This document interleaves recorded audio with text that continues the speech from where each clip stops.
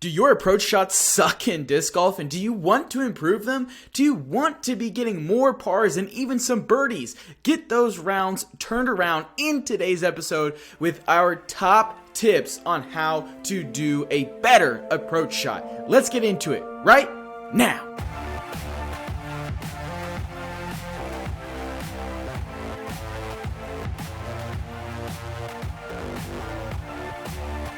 All right, everyone, welcome into the Chain Clankers Disc Golf Podcast. Thank you for joining us. If you are new to the program, we highly appreciate you being here with us today. Got a great one for you guys. We're going to be talking about approach shots. How can you stop sucking at approach shots and start carding more pars and more birdies? I think something that's also very critical about the approach shot is how can you make those less stressful? I think the more stress that you put on yourself in disc golf, the harder it is going to be to play a full 18 holes at your best. So if we can have more tap-in birdies, more tap-in pars, I think that is going to allow you to have improvement in other areas of your game.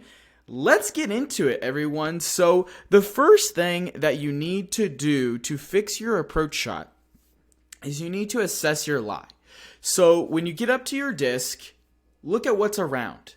Is there some leaves on the ground? Is there logs, sticks, water, mud, thorns? What is directly on the ground next to your disc? And remember, you have a sheet's width of paper to be able to go, your foot can go as long as it's within a paper sheet, a typical standard paper sheet, like from a printer, then you will be able to have your foot in that little imaginary box. So your foot doesn't have to be touching your disc when you throw. So assessing your lie is very important because you need to make sure you have good, stable foot placement, and you want to make sure that you have got good balance, you can get a good shot off. I think this is very important if you maybe have a downhill or an uphill as well. Like, are you going to be able to actually run up? Are there any divots in the ground? Are you going to maybe roll your ankle? I think those are things that you really need to be paying attention to, and understanding that will only give you more confidence in your upshot.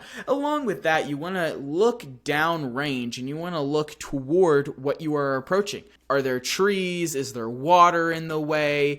Is it downhill at the end? Is it uphill at the end? There's so many different things that you need to kind of think and ask yourself as you're approaching your lie. And I think you can do that while you are approaching your lie, and then put everything together at the end once you're there before you take your shot. And that brings me to the next point. You need to understand how the wind is going to affect your approach shot.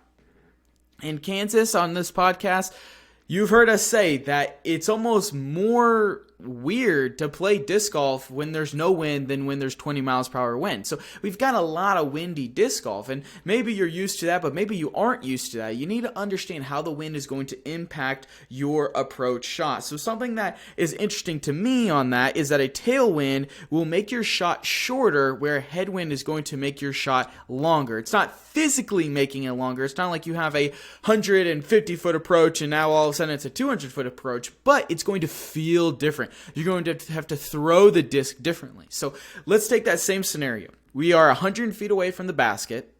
If you are throwing into a tailwind, so that is the wind is going toward your target, right? So you can feel the wind on your back and it's going the direction you're facing. Where a headwind, it's literally hitting you in the face. It's a headwind, okay? So you have a tailwind and you're throwing a 150-foot approach. Really, it's going to feel a lot more like a 125-foot approach because of how the wind is going to be carrying the disc. Where into a headwind, there's going to be more stoppage. There's going to be more, I'm trying to think of the science term. This is more of a math podcast than a science podcast. More like air friction that is going to stop the disc from going as far towards the target. So instead of 150 feet, it's going to feel more like 175 foot. You're going to throw it with that kind of power in order to get the same result. And those numbers aren't going to be exact, but that's a really good approximation. Understanding that the wind is going to impact your disc will also allow you to know what kind of nose angle you're throwing it on, right? You don't want to throw your disc at a nose angle in which the wind is going to slam it into the ground really early on, or it's going to lift it up into the air and it's going to hyzer out. Maybe you have a crosswind. I think that's a really tough one, right? If you have a crosswind, if you have a wind that's going from the right to the left, you have to be very careful if you're throwing a hyzer approach, because if you expose too much of that flight plate to the wind, it's going to carry your disc very far to the left and off course, off target, right? Where if it's vice versa, if you're throwing a hyzer into the wind, it's going from left to right, maybe it doesn't hyzer as much as you would think it would. So you have to change where you're initially throwing the disc. So understanding the wind is going to be very important to fixing your approach shot. So recap real quick. You get up to your lie, you assess your lie. The next thing that's going through your mind, what is the wind doing? How is this going to impact my throw? Do I need to put more on this throw? Do I need to put less on this throw? Those are kind of some questions you want to be asking yourself, which leads us to the third point here is you want to make sure you're pointing your shoulders in the direction you want to throw. So you always want to have your body facing where you want the disc to be, right? So let's take this for driving real quick.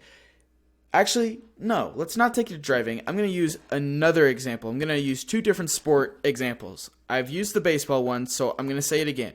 If you are pitching, right, if you're a pitcher in baseball, if you throw the ball and you are falling forward toward home plate, you have a higher likelihood of that ball being a strike and going to the intended destination. Where if you're falling off to the left or to the right, you're going to be outside of the strike zone more often than not.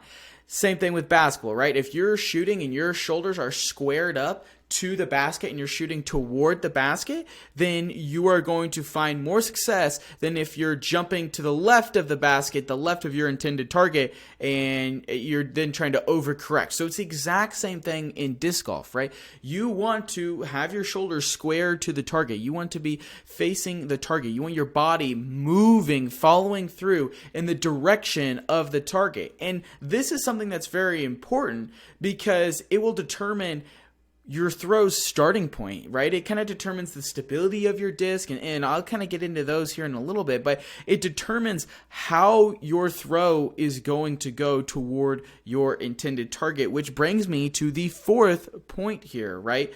The fourth point is about the intended target. Are you aiming for the basket? I want you to ask you this yourself right now. Are you aiming for the basket every time when you approach? I'll give you a second to think about that. If the answer is yes, that is not good. You don't want to always be aiming for the basket.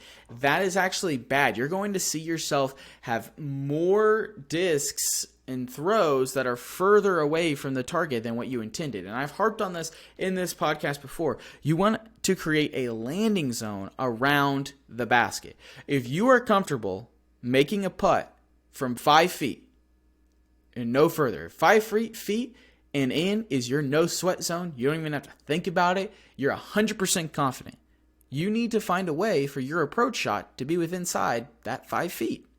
If it's 10 feet, okay, cool. You have a 10-foot diameter all the way around the basket. 20 feet, even better, right? So you can kind of get what I'm saying. And this kind of also goes back to the wind that I was talking about earlier.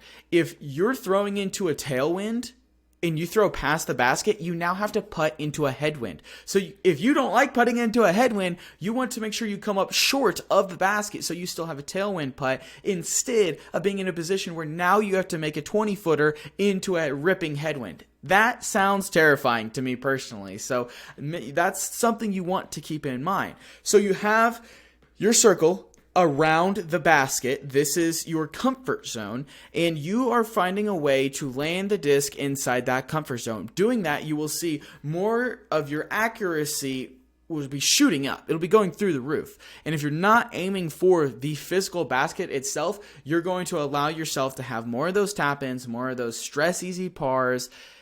It's just something that when you do, you will see results right away. I was the same way when I was new to disc golf. I was like, if I'm not aiming for the basket, I'm losing a stroke potentially, right? I can throw it in from 150 feet out and get a birdie here. But more times than not, probably 90 times out of 95, I wouldn't even come close to the basket. And maybe 1 out of 100 times I would hit it.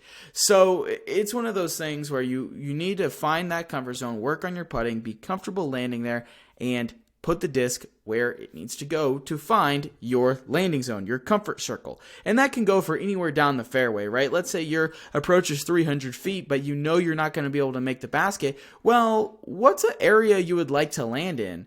Do you want to land in the tall grass on the right side of the fairway, or do you want to land on the left side of the fairway where you're pinched off? Or if you can land in the middle of the fairway, you're going to have a nice, easy look at it. So those are kind of the questions you want to ask yourself and determine where your landing zone is and just try to put it in that landing zone. The next tip that I have for you guys to improve your approach shot is you want to have multiple shot styles. You don't want to just have a backhand when you are approaching the green, or if you're making another throw and then you're going to be approaching the green after that.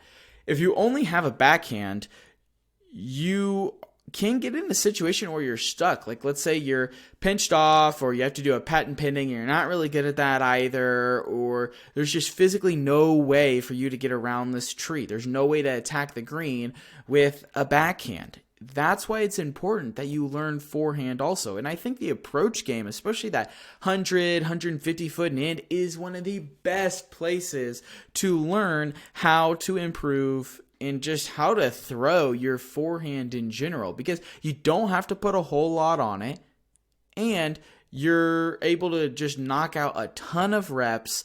And so I think learning that forehand is going to be very, very good for your approach game, because now you're going to have options. Maybe you don't like the wind. Maybe you're throwing that hyzer and you don't want to throw into a right to left headwind. You know that's a recipe for disaster. Well, okay, throw into the wind the other way with a forehand, right? So I think that's just an example of how having multiple shot styles work out. Maybe there's some trees down and you physically cannot get to the green from where you're at, but you can throw a tomahawk. You can throw a grenade. I'm not saying you should sit in for hours and hours a day. You should be working on throwing tomahawks and grenades. I'm just saying if you dabbled with it every now and then, if you dabbled with a forehand roller every now and then, for maybe every 10 forehand and backhand shots you throw 1 or 2 of those special shots. I think just kind of having that in your arsenal a little bit is allowing you to just find different avenues to get the disc closer to being in the basket, which is the whole point of approaching the target. The next one I got for you, and we're ripping through this, guys. If you're enjoying this podcast, this is going to be a quick one for you guys. I wanted to get you something quick that you can take to the field right away. Leave a like rating if you're watching on YouTube. Highly appreciate that over there. Drop a rating and review on Spotify and or Apple Podcasts. We highly appreciate your guys' support over there. Follow us on Instagram at Chain Clankers.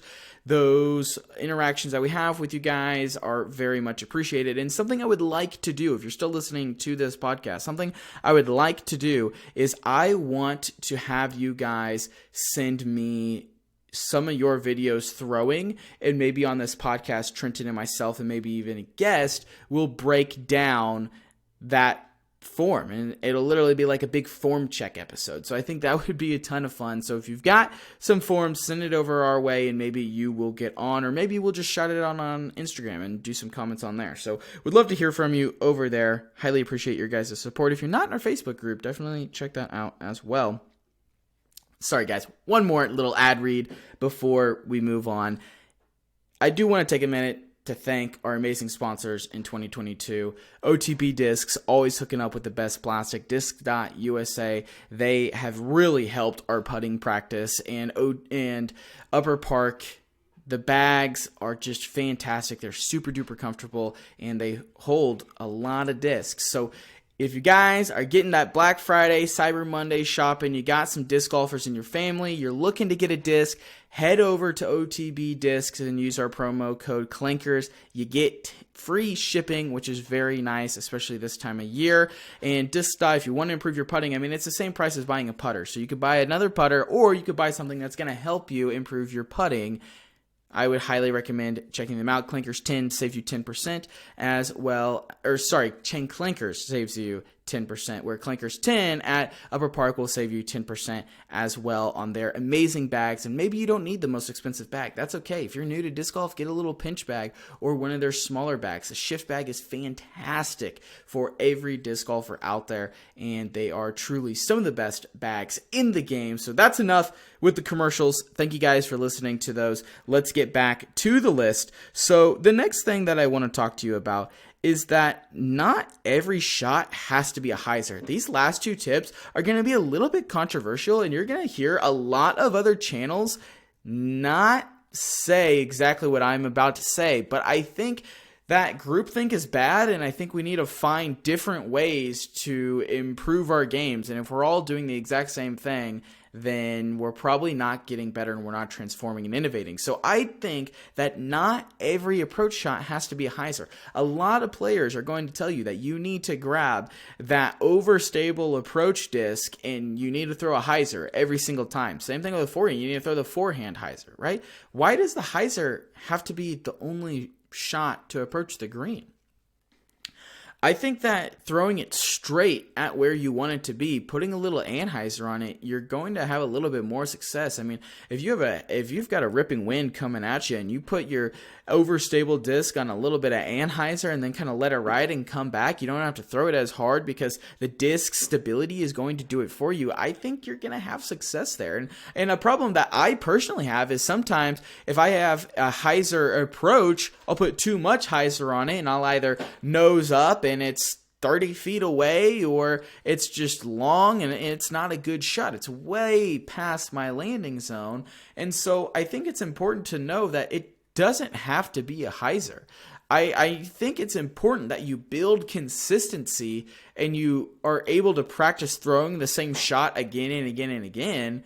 But I don't think it has to be a hyzer. I think if you work on throwing anhyzers at the basket, if you work on throwing straight to your landing zone, I think you're going to find success. I think sometimes every player is like, yeah, you have to throw a hyzer. And you see as a new player, a lot of people, that's what they do. They approach with a hyzer and they approach with one of those specific discs that's like, oh, well, I guess I have to use this method in order to approach. And I just don't think that's true. I think mixing it up, I think playing different is going to allow you to have a little bit of success there. And that brings me to this next point of, I don't think you have to throw an approach disc every time you're approaching the green. And this again is going to be controversial because you're going to hear a lot of people say, no, you need to throw that zone, you need to throw that culprit. That way you're actually getting to the intended destination. But lately I'm having a hard time buying into that 100%. And I'll lay out the argument for the other side. Sure, if you're using a high-speed driver, you're going to be more likely to skip further away from the basket or your landing zone. But if you just kind of angle your body and assess your lie in the right spot, square your shoulders up to your target, and you know you're going to get a little bit of a skip, then just adjust where you're throwing, ?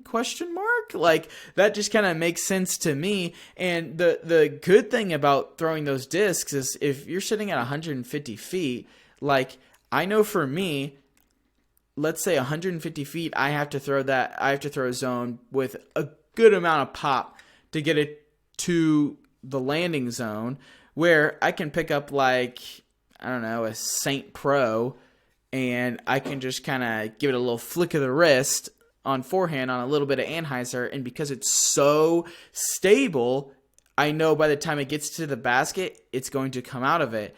And I've done this with Enigma, Zeus, like I've done this with all kinds of high-speed drivers as well, is that I think you can take some of those discs, put them on a little bit of anhyzer, and just give it a nice little flick, and same thing with backhand, right? I like to do a flick because I feel like I can control it just a little bit more than my backhand. But I think if you do that, then you're in a position to where you barely threw it, so you're not putting even more stress on your arm. You're probably not going to be going super far past the basket because you weren't intending to throw it super hard.